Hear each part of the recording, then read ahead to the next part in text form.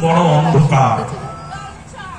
আদর্শ না থাকলে, আচার্য না থাকলে, আমি যখন পর্যন্ত আমার বাচ্চাটাকে মারতে পারছি, বকতে পারছি, ততক্ষণ পর্যন্ত হয়তো মারধর বকা দিয়ে তাকে চেষ্টা করলাম। যখন আর তা পারবো না, যখন তাকে আর মারা যাবে না, বকা যাবে না, তখন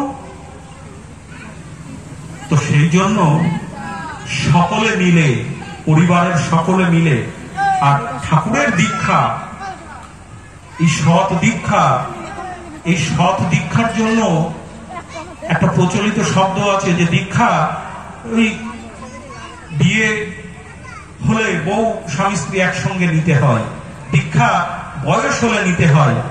এই তত্ত্বগুলো, এই কথাগুলো ভুল, মানুষকে বিভ্রান্ত করে। দীক্ষা 12 বছরে নিতে হয়, 5 বছরে না, আর 12 বছরে দীক্ষা দিতে হয়।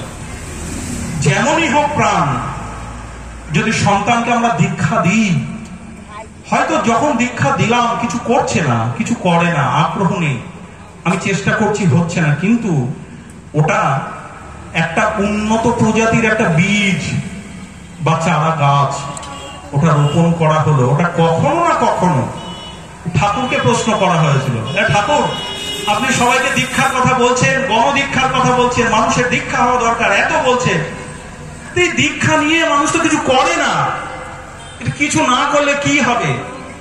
ঠাকুর বলছে আমি জানি করে না, কিন্তু কোনো না কোনো পরিস্থিতিতে ওর মনের ভিতরে একটু খচখচ করে, ও যে কিছু করে না সেটার জন্য একটু খচখচ করে।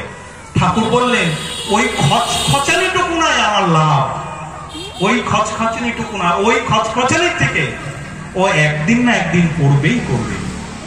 তো সেই জন্য দ্বিধা বিভক্ত হবেন না। ঠাকুরকে পেয়েছি, ঠাকুর এই সময়, এই যে আমাদের আচার্য আছে, এই আচার্য থাকার ফলে ঠাকুরের আদর্শ আমরা প্রত্যেকটা মানুষের, আমাদের ক্ষমতা নাই, আমাদের যোগ্যতা নাই, ওই যে আমরা মিথ্যা কথা বলে বেড়াই, আমি যা করি না তাই বলে বেড়াই, এই নানান সমস্যাতে আমরা জর্জরিত।